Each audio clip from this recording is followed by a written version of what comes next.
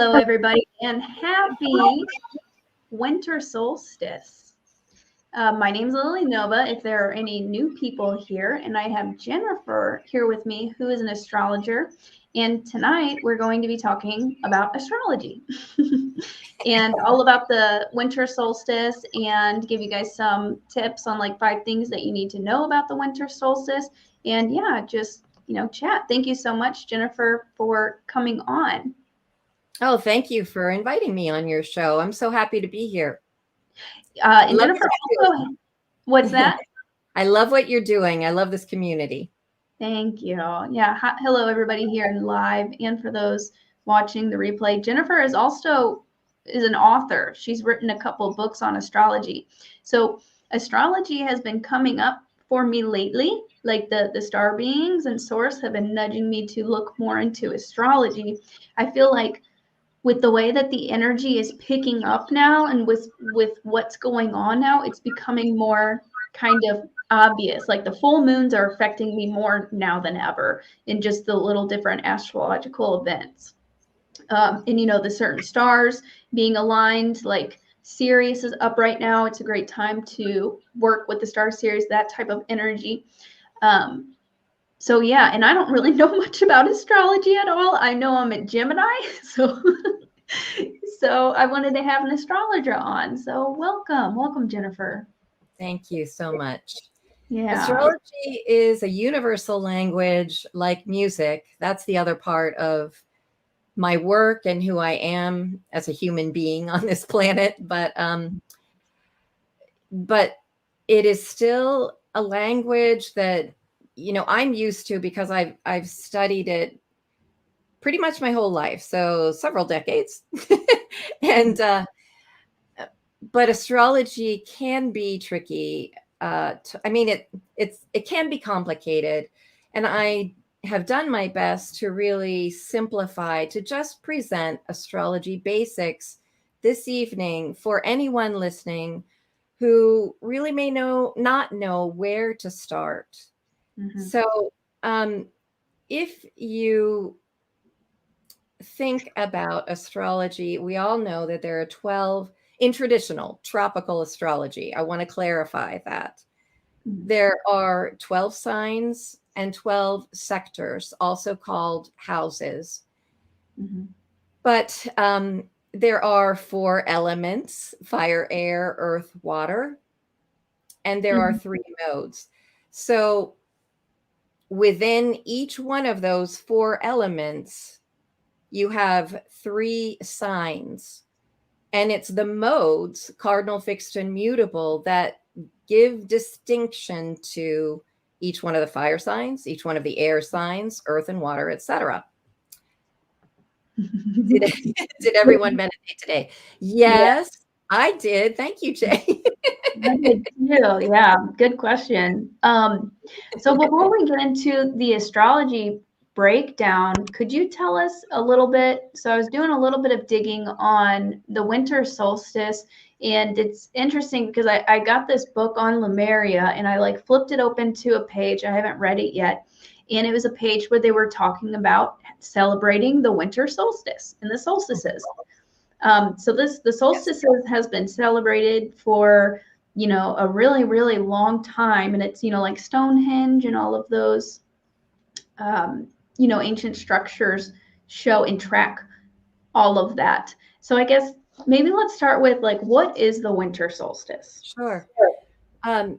So the winter solstice is when darkness is at its peak and it's giving birth to the light.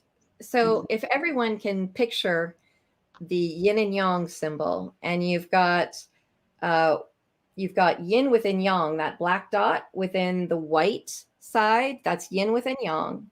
Then you have a white circle inside the shadow or the dark side of yin and yang symbol. So yin within yang within yin. These energies are inextricable. They give birth to each other. They are simply in a flow of energy. The thing about the solstice, though, that I really would like for us to remember in our discussion tonight is that, yes, we experience these solstices annually, but Earth itself experiences her own seasons. And we are in a galactic winter solstice right now on the planet, meaning that we are at we are living in times when darkness is at its peak, but Right. it is giving birth to the light. And this is a much grander scale. So when I talk about astrology, I like to remind people that it is the planets that are furthest away from Earth and our solar system that have the greatest impact on our collective evolution, on our civilization as a whole. So I have been talking about Pluto. I have been talking about Sedna. My second book is on Sedna, because the last time, and okay, here's what I want to say. Harmonization is the answer to polarization. Yeah. So when you're talking about Pluto, one of the co-rulers of Scorpio, you're talking about experiencing the extremes. And the reason Scorpio is important now is because right now in the sky, we have South Node in Scorpio and North Node in Taurus. South Node represents where we've been and what we need to transform and utilize the highest vibration of that sign in order to get to the North Node, which is uncharted territory.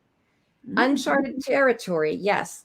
Uncharted territory in Taurus is peace and prosperity.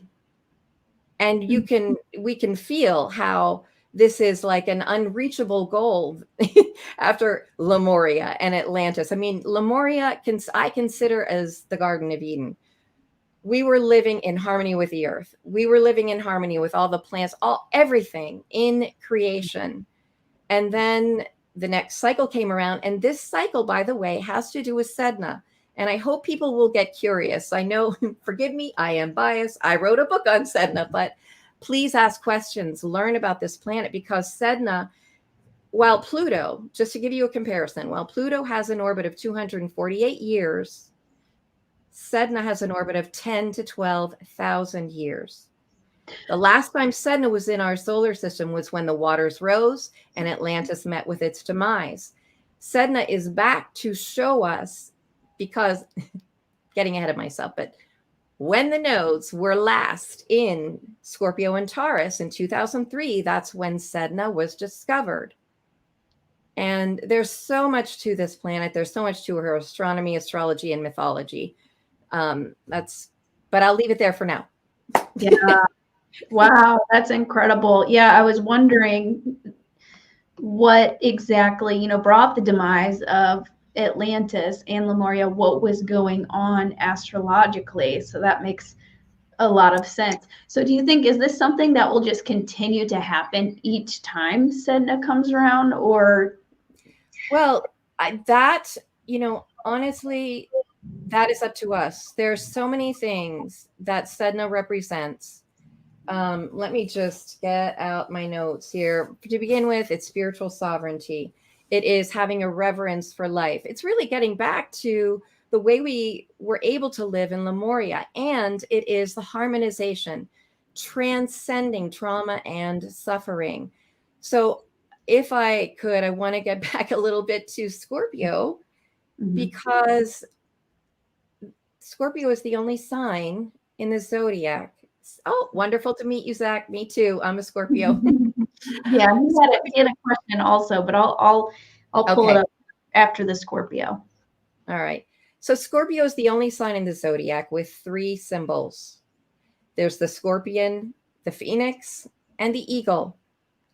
And I personally, you may not hear this, you won't hear this from any other astrologer, but I personally believe that Mars is the planet associated with the ego and Scorpio. So the scorpion, like the ego, seeks control. Nothing else matters but control. And so the scorpion will sting itself just to prevent another creature from having power over it. So keep that in mind. Then Pluto is the phoenix. the endless loop of death and rebirth, death and rebirth. And I, for one, I don't know about you, Zach, or other Scorpios out there, but I, for one, have been exhausted by pulling myself up from the bootstraps, creating yet another pathway out of the ashes of the old. I'm grateful that Spirit and Source has enabled me to do this, but it is exhausting. So here comes Sedna. I feel so strongly and passionately that Sedna represents the eagle. This is how we transcend the endless loop of death and rebirth, and where we can truly, by harmonizing those extreme polarities, harmonizing them, bringing them back into the center, working on our own triggers, doing the inner work to transform the shadow. This is how we find the current of Source and soar like the eagle. So to answer your question, Lily, I believe we are writing our own script. We are in uncharted territory. And that is the other important thing about Sedna. It was the first planet to be named its own category, to be given its own classification by the astronomers, Sednoid. It is part of the... I've never heard of this before. Yeah.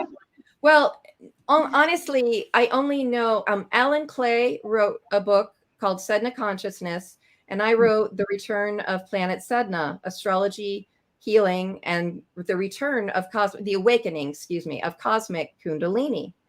So Sedna is associated with water. She is the immortal sea woman from Inuit culture. She's also the first planet to have been named outside Greco-Roman tradition, bringing ancient history back to North America, the Inuit culture, and the Native Americans. So this is where shamanism comes in, doing the shadow work. So yeah, broke tradition with Greco-Roman, outside, being named outside of that. The first planet to have been named by or after a female entity, other than Venus or since Venus. Eris was discovered in 2005, but Sedna was discovered in 2003. But she's bringing up our what we can learn from water. And that's why I wanted to talk about just a little bit about the 4 elements, but we all have water. The earth is 80% water. Our bodies are 70 to 80% water. When you join 2 water molecules, you cannot separate them. So it is this ocean of consciousness in which we all swim. And as we clean up our own consciousness, we contribute to the cleaning up of the pollution in our physical waters and in our ocean of consciousness. Right. Yeah, that's incredible. And we're really working on that divine feminine, bringing back the divine. Yeah. After the Mary Magdalene activation on Sunday, that one, I've actually haven't felt so much peace and love in a long time since after doing that. And I realized, oh, wow, the divine feminine really needed to be healed. Really. Thank you for saying that. The visions that I've had lately in meditation, when Sananda, Yeshua, appears, he never appears anymore without Mary Magdalene. And in one of my recent, actually before I started doing your activations, this vision occurred. I saw Mary, I saw her kneeling before him, and in this vision or visitation, he reached out to her and pulled her up. It's like they were showing me, we must be in balance. We must be seen as equal, and we must see each other as equal partners. And this is the yin and yang. And I believe that, again, this is why Sedna has come back.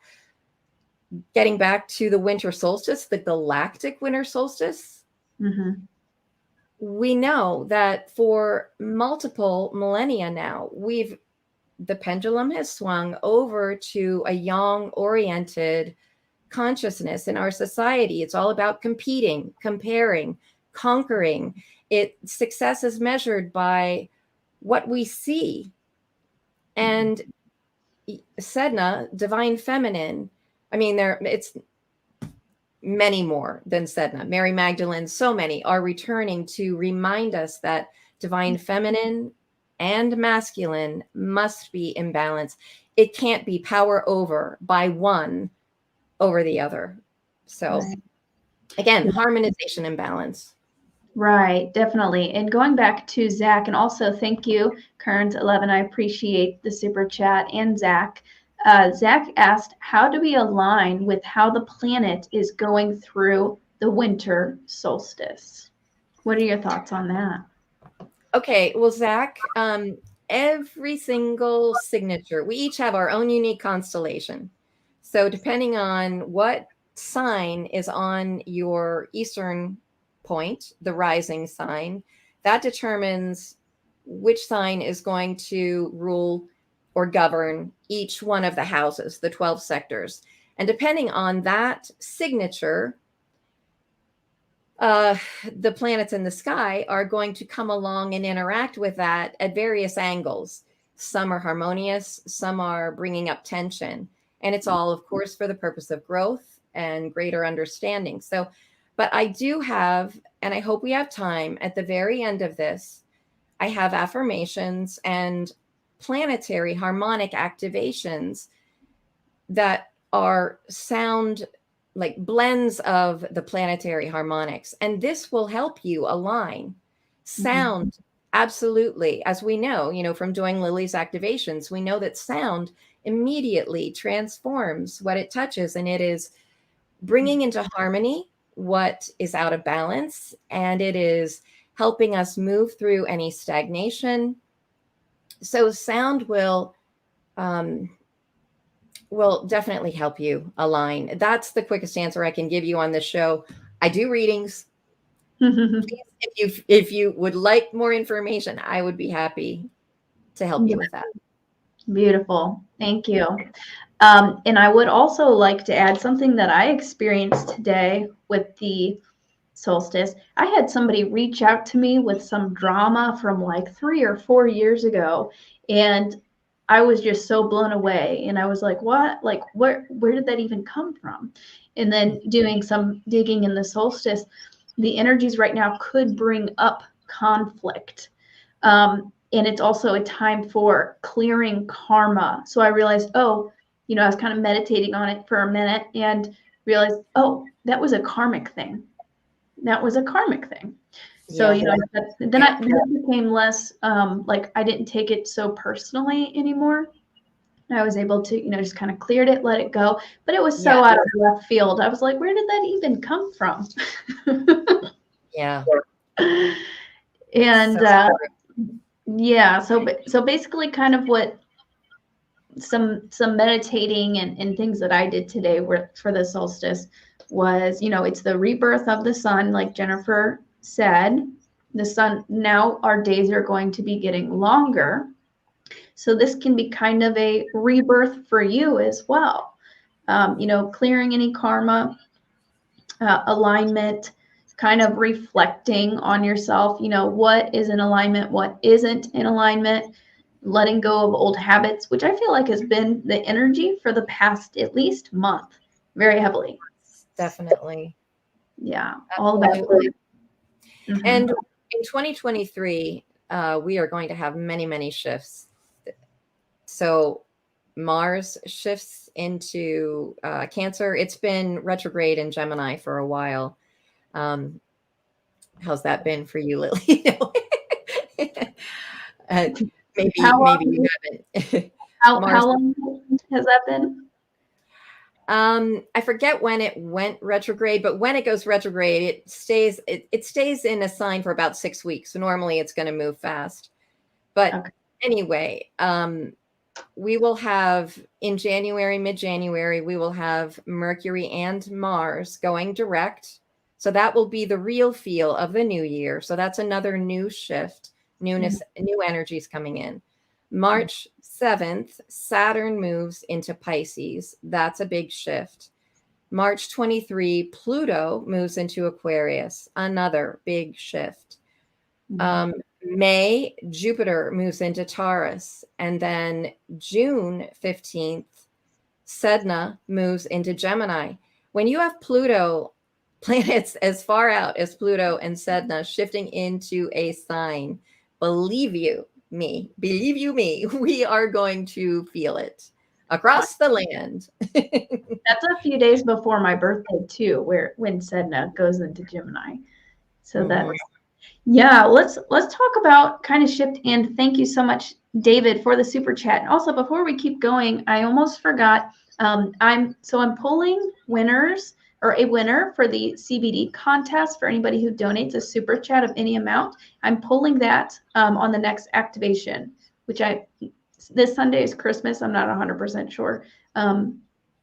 If and when I'll probably go live. I'll probably do a Christmas activation, but not set in stone yet. But yeah, so for anybody who donates any super chats, you'll be entered in to win a free bottle of CBD. And also there's a 20% off for Hopewell Farms CBD, a new coupon code in the description. Yeah, I just wanted to make sure I scratched that. So we're pulling a winner next activation. So thank you, David. Yeah, the new year. So we've got a new moon that's coming up. And I wanted to ask you your kind of thoughts on the new moon as well, like kind of what's good, what kind of practices are good to be doing, around that time, and what kind of energy can people expect? And then also maybe let's talk a little bit about the new year, kind of, what we intuitively feel is in the forecast for what's coming up. I think there's a lot. Big shifts in 2023.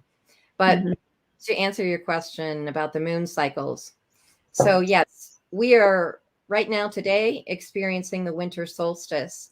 However, the moon itself has not caught up to the sun.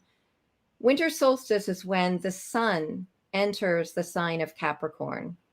So the moon is at, I want to say it's in Sagittarius. I don't remember the exact degree, but December 23rd, in just a few days, it will be in the new moon. It'll be conjunct the sun, and we'll be starting a new cycle in Capricorn. So anytime we have a new moon, that is a brand new cycle. That is when you want to be doing your affirmations or starting something new, or beginning new projects. At the full moon, that is when we experience the fullness or completion of things. So it's not, the whole time that the moon is waxing to full, that is when you want to be building something new or working on something. You don't want to launch any new projects after the full moon, because that's when the moon is waning and that energy starts to dissipate. I hope that answers your question. Yeah, that's perfect. That makes total sense. And on the full moons, the energy, that's a good time to charge your crystals and your moon water. Oh, absolutely. Yes, it is. Yeah. So that's exciting about the new moon. Really, it feels like the whole theme is like rebirth, starting fresh.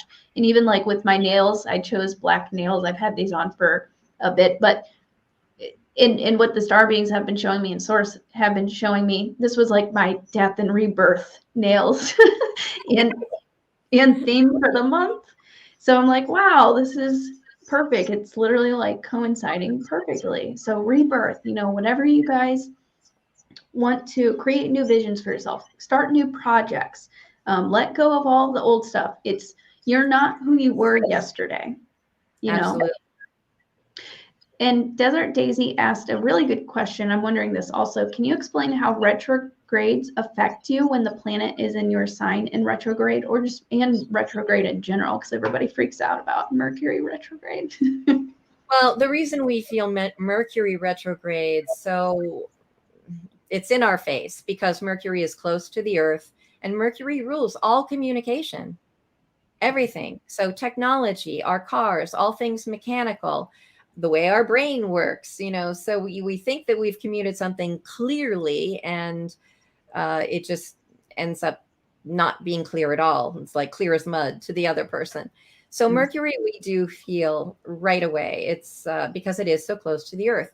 But when a planet is in your sign and it's retrograde, or if you have, let's say, a personal planet, by that I mean Mercury, Mars, Venus, the planets that are closer to Earth.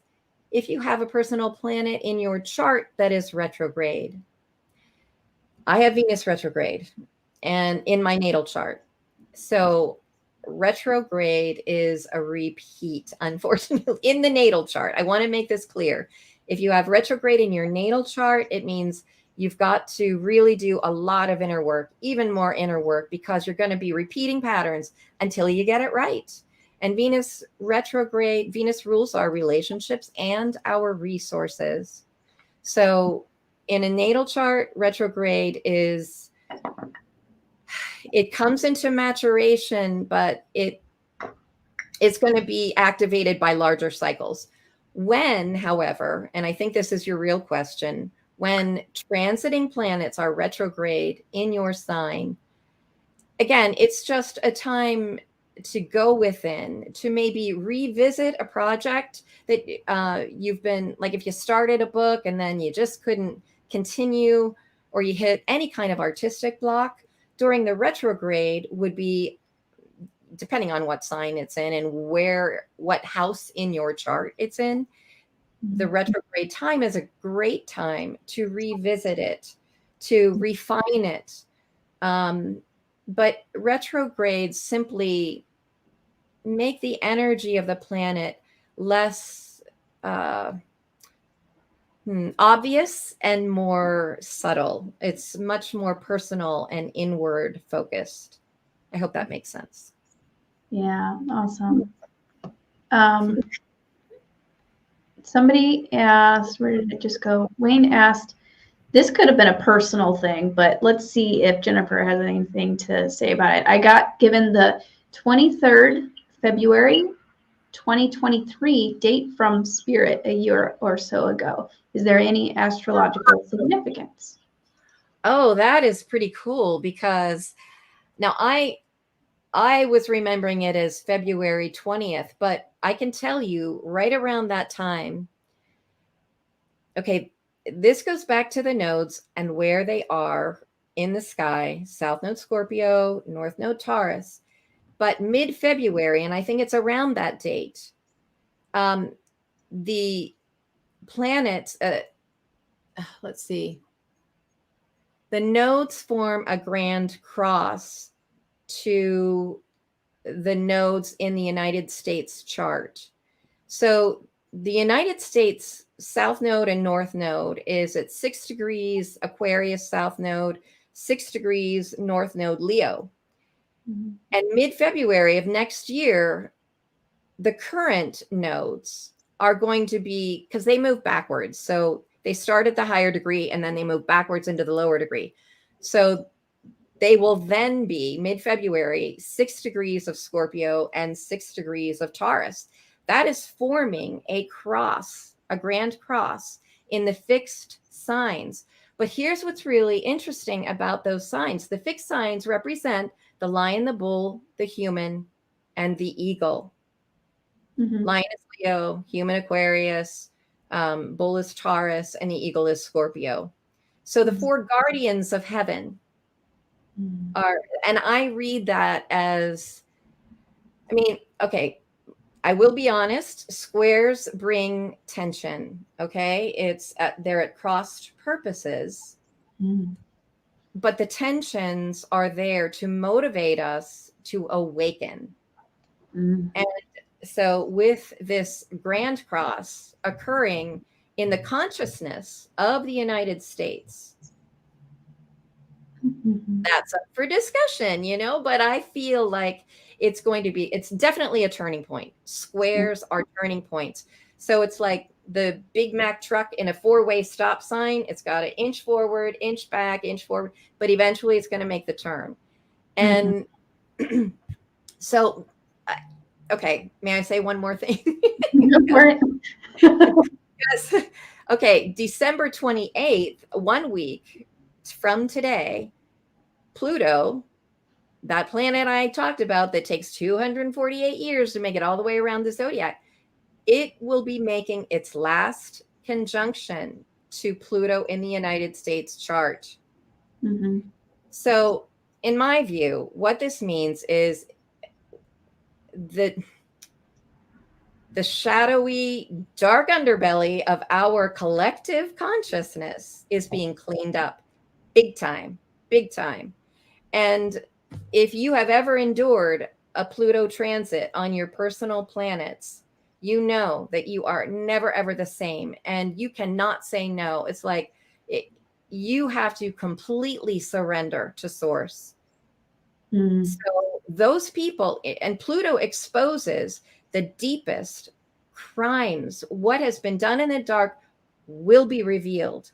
So if you think that and Pluto teaches us right use of power, and we know how much there has been abuse of power, but they are being met with a reckoning, even though it hasn't been completely made public yet.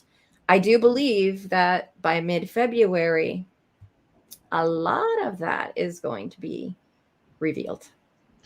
I think so too. And thank you, Melanie, for the super sticker. I think so too, because so I don't know if it was like 2 or 3 weeks ago, we did the Save the Children, Healing of the Children activation. They kept the star beings kept showing me children, children, children, children, and then suddenly all of this stuff about the trafficking and everything. Yes. You know, they were showing me things on that.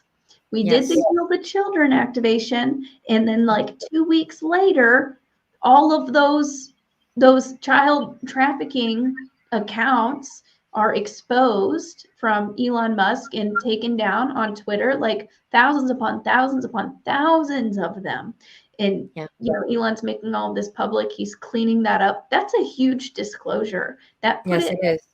right smack in the news, and not just in the news, but somebody's actually doing something about it. Absolutely.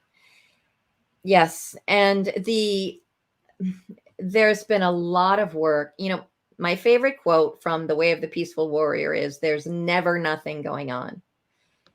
And when you're talking about the yin elements, earth and water, there's a lot that goes on beneath the soil, beneath the surface, before that blade of grass appears in the visible world. You can look at a placid ocean and it looks like there's nothing going on, but it is teeming with life underneath. Mm-hmm. This is the difference between yin and yang.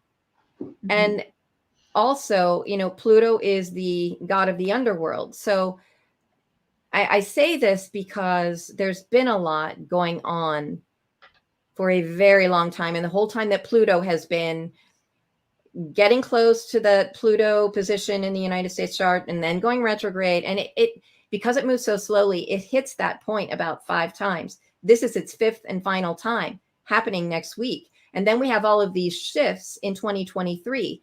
So these things that have been happening beneath the surface are going to be revealed. That is so exciting. And there are so many moving parts.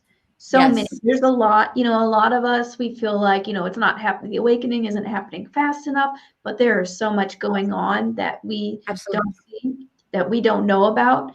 And something that definitely brought me some peace is, if you guys notice, Elon Musk and some of the other white hats, like you would say, or, you know, people who are starting to expose this, they're like super comfortable. They're, you know, kind of joking about it. I feel like they're way actually ahead than what we think. There are, it's like playing chess, but I believe there's some really big disclosures that are about to happen. And, you know, they're kind of like laughing and joking. They're, you know, they're not afraid. So we shouldn't be either. I think we're going to have some really huge disclosures coming up this year, definitely. And language, you've said it before, Lily. Our language is so very powerful. And again, this is something I address. It's another one of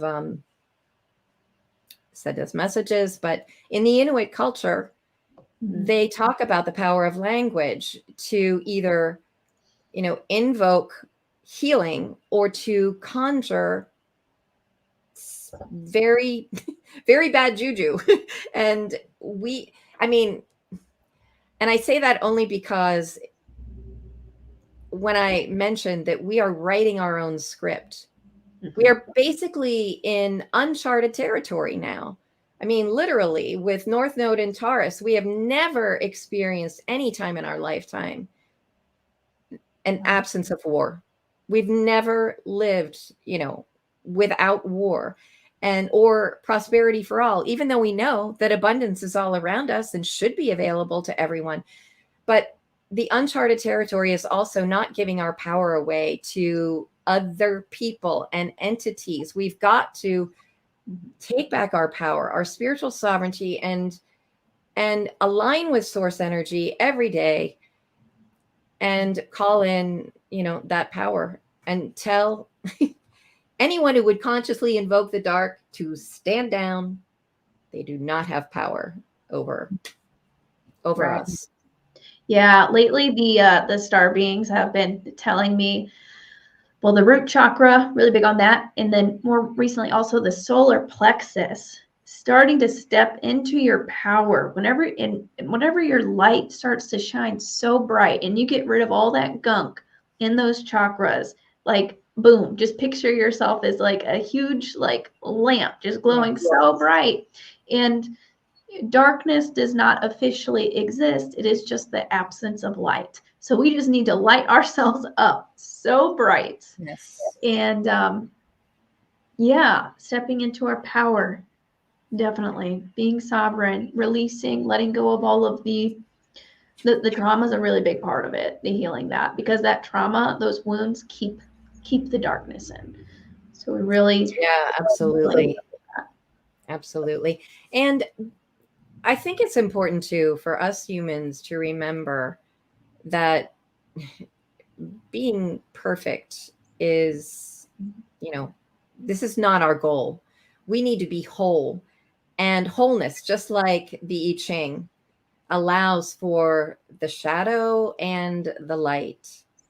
When we expect ourselves or others to live without error, you are going to draw that error to you. There's a difference between being pure and being perfect.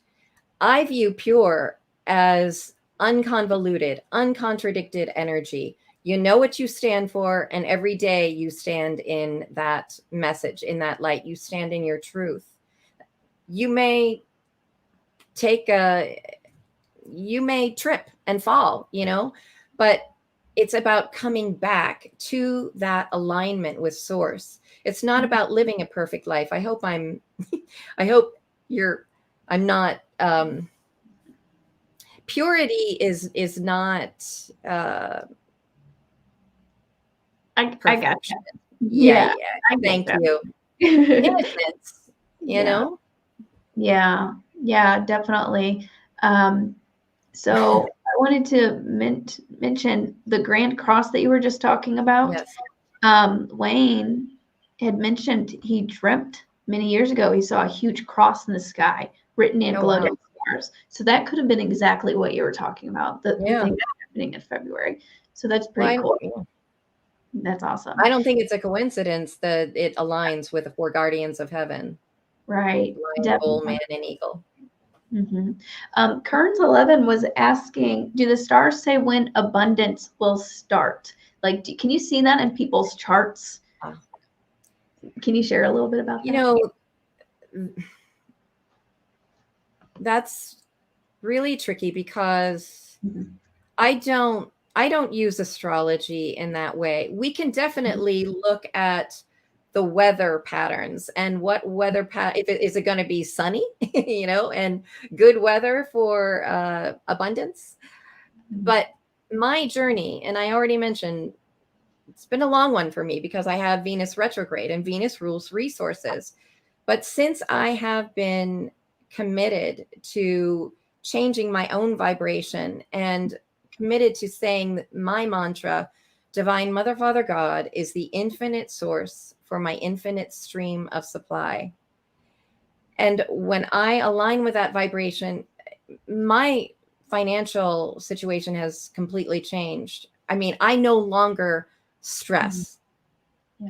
So it's going to be different for everyone. To answer your question, I know what you're asking. When is it going to happen in the collective? The thing is, Nasara Jasara is already in play. When it's going to be made public, it's not up to me. and I it all depends on how safe it is to bring it about publicly, because there's still some cleanup that needs to take place. So I can tell you this, the faster that we do our own shadow work and feel prosperous, the sooner that we can feel vibrationally prosperous as much as we can every day, that's going to usher it in. I agree with that 100%. And a lot of people, especially in the beginning, they would ask, when's this going to happen? You know, the time, and also worrying about things. I am not worried one bit. The star beings don't always show me what's going to happen in the future or give me timestamps for things, but their focus and what they have me focus on is the live activations, helping people through their shadow work, helping them to activate their DNA. That is number one priority, because the other stuff can't come until we do that. Exactly. And yes, and staying in this now moment, because time is not linear. Past, present, and future exist right here, right now. And you know, in that most recent activation, Lily, I mentioned, or the one with the Arcturians, I mean, they actually showed me how I can change future timelines by going back into my past and rewriting it. You know, instead of being in a position where I was going to be hauled off to my death, they came in and they showed me how to transform that. And that was so powerful. I had goosebumps. So what I'm trying, and every time I've had a reading, they may have been accurate where the content was concerned, but never with timing. Never with timing, because time is fluid. It's just like the ocean. And so if we want to pull something in faster, we got to stay in the moment and match that vibration right now. So, you know, claim it for yourself, call it in, feel prosperous, look at the abundance around you. And my affirmations speak to this very abundance. So, Yeah, I love it. Everything is happening now. now. Exactly. So we get to choose. And also, thank you, Feel Them Good Vibes, for the super chat. Yeah, let me see if there's anything else. Yeah, that's just a super important piece, just focusing on, you know, what do you, so in the, like, things can be maybe written in the stars, but like with the astrology stuff, you still have the option to, you know, choose your reality, create your reality, and switch things up. So here's the thing. We have no control over the planets in the sky. Yeah. None. They're going to move. They're going to trigger different parts of our chart, highlight that signature in different areas of life. What we have control over is how we respond to those cycles and that energy, just like the person who came back and just like out of the blue, where did this come from? And it didn't, you had to work a little bit so that it didn't sting, you know, like some of the points in our chart, the east-west axis, the parental axis, north-south, these are very sensitive points, like trigger points or acupuncture points. And if there's still pain or something out of balance that those points speak to, when a planet, you know, a transit triggers it or someone else does, it's just revealing where we still have work to do. But it's our response we need to be concerned with, not not when our external world is going to change, because everything changes from the inside out. Everything does. Mm-hmm. Yeah, that's beautiful. And that's actually a message that I've been getting a lot this past week is it's all about you can't, like you just said, you can't change what's going on out there, but what you can change is how you are responding. So I'm starting to become aware anytime something triggers me. I make a decision. How am I going to react to this? Don't just getting triggered. It like it can happen easily sometimes, and it it kind of suck. But if you just kind of stop yourself and become aware of that, and then create. But yeah, that's been a really, really big message for me this week. So I love that you said that, and thank you, Lightning, for the super sticker. Our perception. You can change the way that you perceive things. Totally. And how you react. Yeah.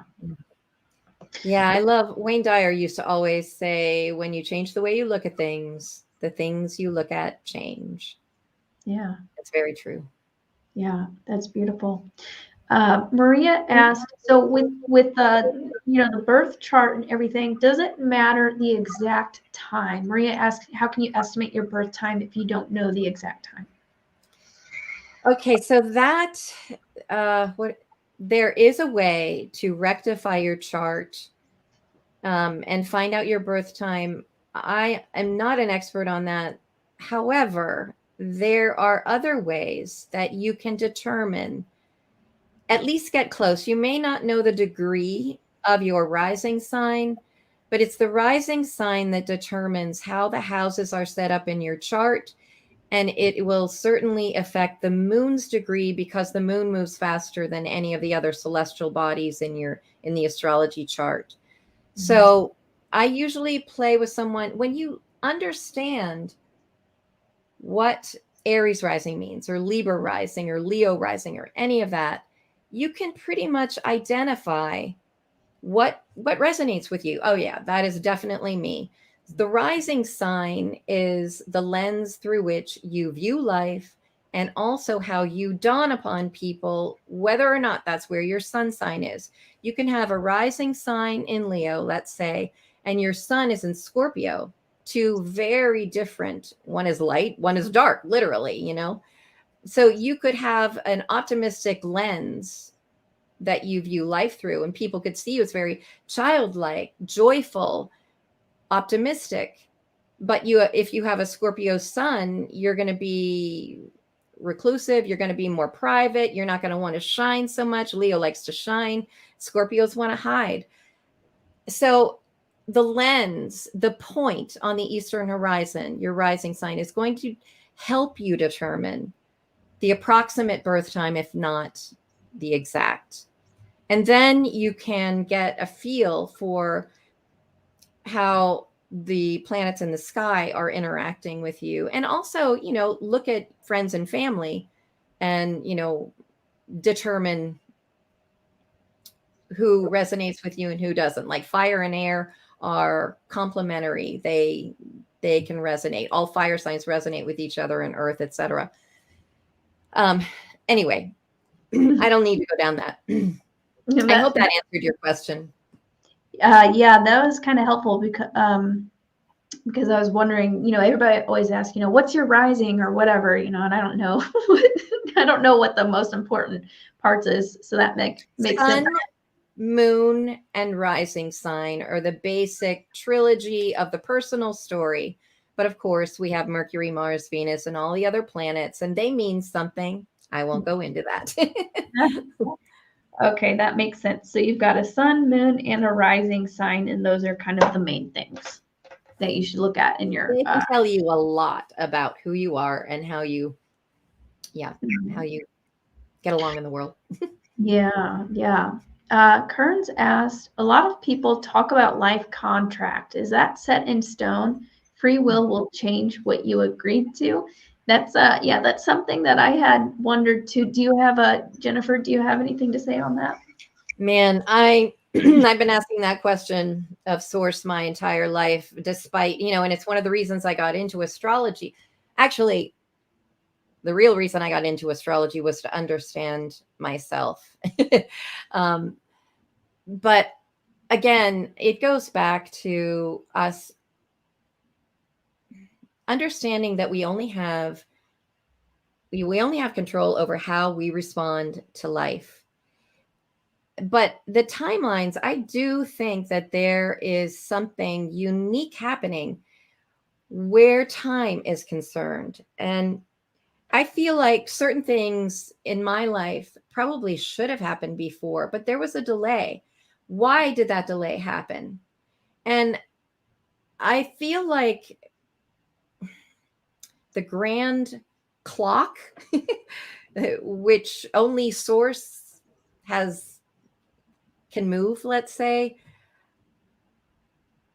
it's a really, I'm sorry, I know I'm not answering this well, but I believe that there is a way for us to vibrationally, by working on ourselves, to shift to a higher timeline. It may not necessarily happen according to time the way we measure time. I feel like what we are part of this galactic winter solstice, that we are peaking out and beginning the new golden age. I think that time is going to be so much more fluid. It's not going to be so cut and dried. It's not going to be so limiting. That's the word I'm looking for. Or it's not going to be important. We're just not really, we're going to be in the moment and be loving life so much that we're not going to be looking at our clocks or wondering, when is this going to happen? When's that going to happen? Yeah. When you're in joy, you're not really seeking something to make your life better. You know what I mean? Yeah, definitely. And what I would like to add on the soul contract is, I believe, the awareness, because most of the time, we don't, if there's been a repeating cycle in our life, we weren't, until you become actually aware of it and kind of look within, you can't change it. Awareness is the key. So the star beings sent me a dream and told me, negative contracts. They sent me a vision of somebody kind of like stabbing me in the back, and they said, negative contracts, cut those. So I got the message that there was, and they probably told me well before time, before I would have been hurt by whoever or whatever it was. And I became consciously aware of it. And then that's why I did the cord cutting and clearing karma activation a little bit ago. I cleared any negative contracts that are not for my highest good. So I think the awareness is a really big key. And then once you become aware of it, then you can change, you can set to a different route if you'd like. So I feel like a lot of these things we've planned for ourselves, but I've heard that you can cut any contract if you become aware of it and decide not to do it. So that's where the free will comes in. Okay, and I would like to say this about astrology. The nodes that I've been talking about, South Node and North Node, those are points of destiny. So we do have a destiny, if you will, a purpose for incarnating. We wouldn't be here. So all of us are here to be participating in this huge cycle of change. I mean, we're changing ages from Pisces to Aquarius. So we do have a destiny and purpose. How we experience and how that destiny unfolds for us is absolutely governed by free will. And as Lily said, we have to, all those points of tension, those triggers, those transits, or any person who triggers us, we should rejoice, because they're messengers. Just like physical symptoms in the body are merely messengers saying, please take a look at this other cycle, this other pattern that is out of balance.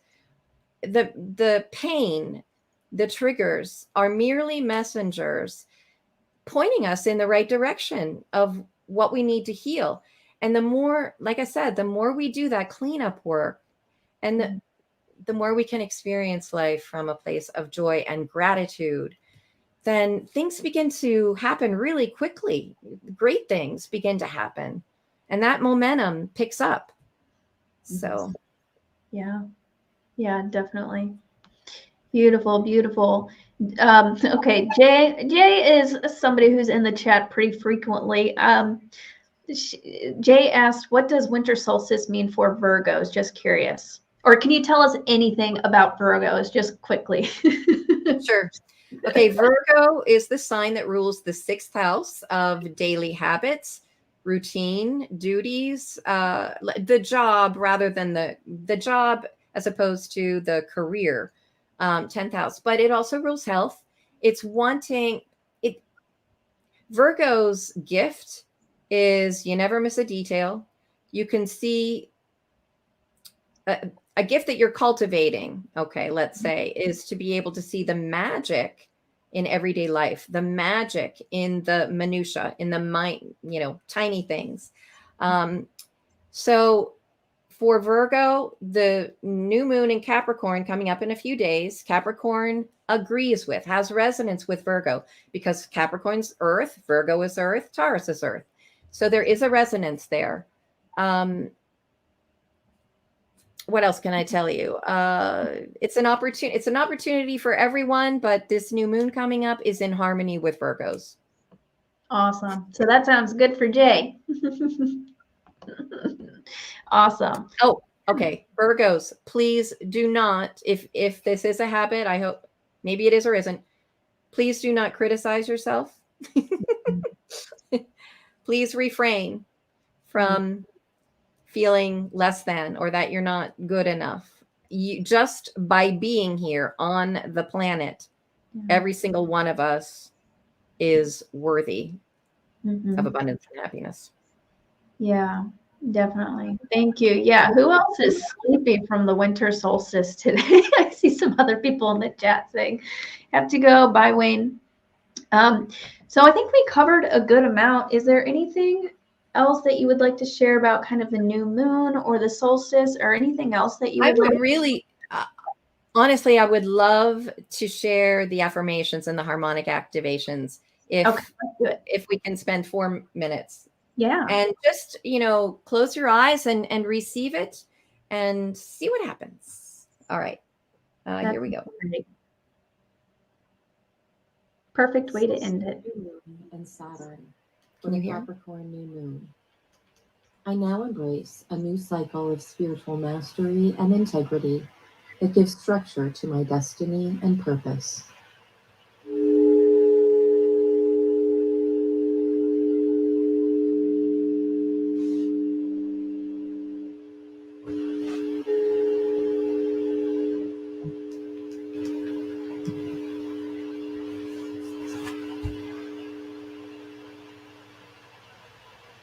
Venus, Mercury, and Pluto in Capricorn for the conjunction. I now attract all that I love, communicate with integrity, and harmoniously blend authenticity and passion.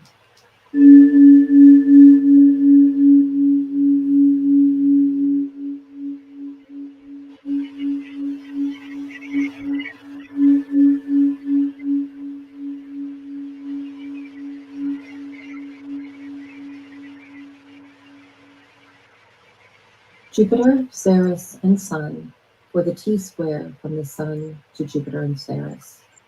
I recognize any tension arising within me as an opportunity for growth and courageous self-expression.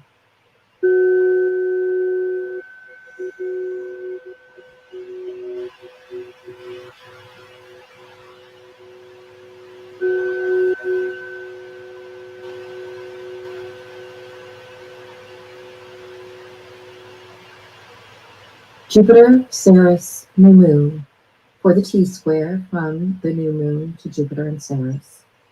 The more I allow myself to feel and express, the faster I am able to heal and evolve.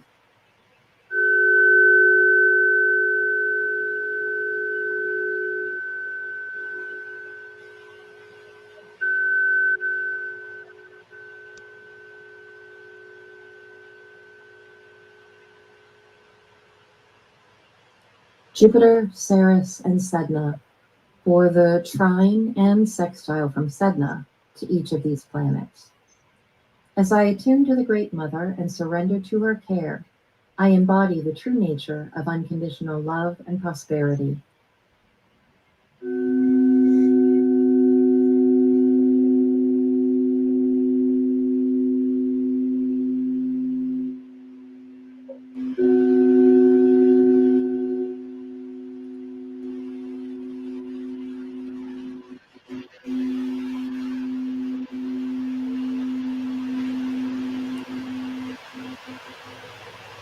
Pluto, Sedna, and Ceres for the trine.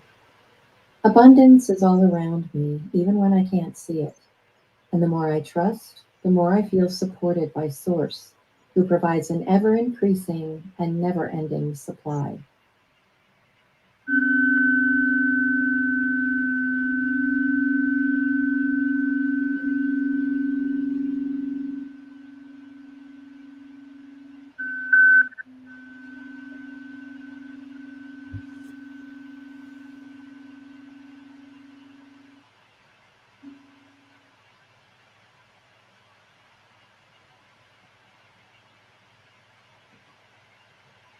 That's the end.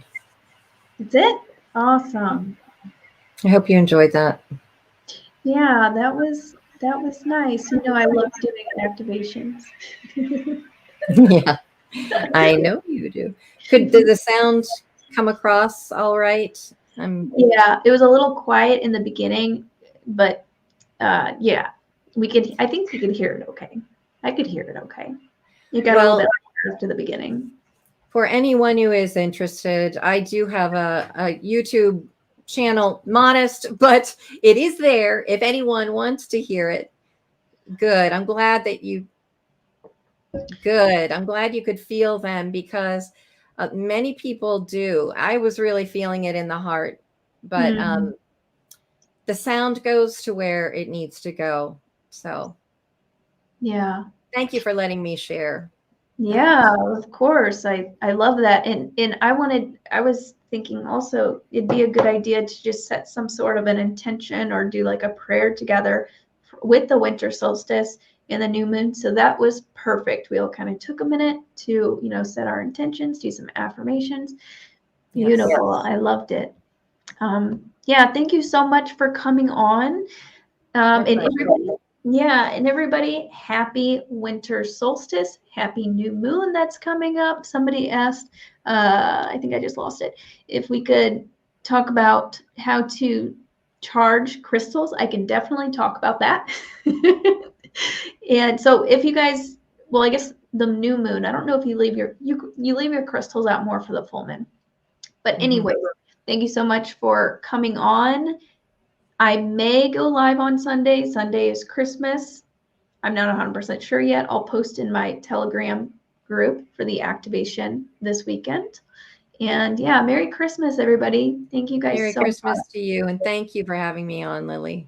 Yeah. And Jennifer, also her contact information, if you would like to reach out to her to do your natal chart, astrology, or check out her YouTube.